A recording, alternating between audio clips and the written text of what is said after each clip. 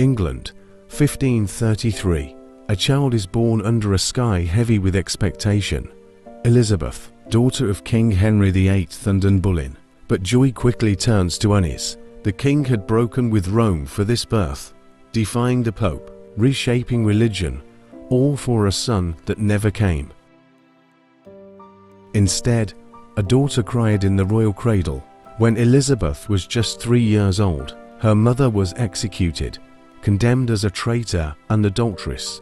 The young princess was declared illegitimate, stripped of her title, and cast aside. Few believed this forgotten child would ever wear a crown, but the Tudor blood in her veins burned with quiet defiance, and the girl who grew up in the shadow of her father's sins would one day rule a kingdom that defied the world. After her father's death, Elizabeth lived cautiously, neither fully royal nor common. She was educated by the best tutors in Europe, mastering Latin, Greek, and philosophy before most could read. Her half-brother Edward VI reigned briefly, then her half-sister Mary I, the first queen to rule England in her own right. But Mary's reign was darkened by religious fire. She restored Catholicism and ordered Protestants burned at the stake, earning the name Bloody Mary. Elizabeth, a Protestant by birth and belief, became a threat. She was imprisoned in the Tower of London, the same place her mother had died. 4 months, she awaited her fate in silence. Then one spring morning, she was released. Elizabeth had survived again, patient, watchful, learning that in a world ruled by men, survival was its own form of power. In 1558, Queen Mary died childless. At just 25, Elizabeth was crowned Queen of England. Her coronation glowed with cautious hope. England was poor, divided by religion, and surrounded by enemies.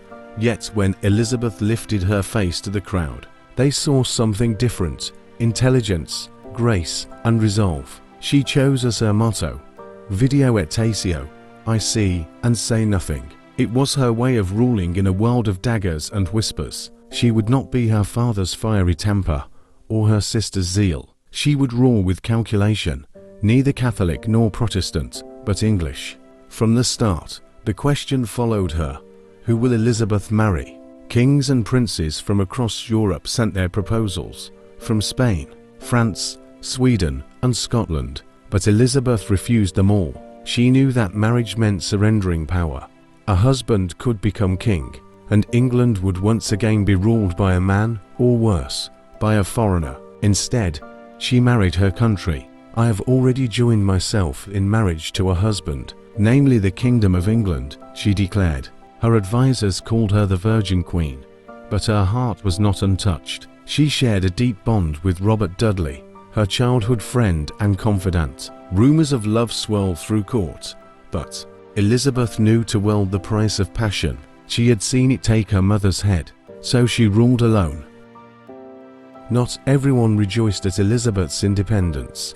Abroad, Spain and France saw her Protestant rule as heresy. At home, Catholics plotted to replace her with her cousin, Mary, Queen of Scots, a Catholic queen with a stronger claim by birth. Elizabeth hesitated to act against Mary, her own blood, but years of rebellion and assassination attempts left her no choice. In 1587, Mary Stuart was executed at Fotheringay Castle. Elizabeth wept when the news reached her, but England rejoiced. The message was clear: Elizabeth would not be overthrown. Spain, furious at Mary's death and Elizabeth's Protestant stance, launched an invasion, the mighty Spanish Armada. In 1588, over 130 warships sailed toward England. Blessed by the Pope himself, the world expected Elizabeth to hide behind her generals. Instead, she rode to her troops at Tilbury, dressed in silver armor,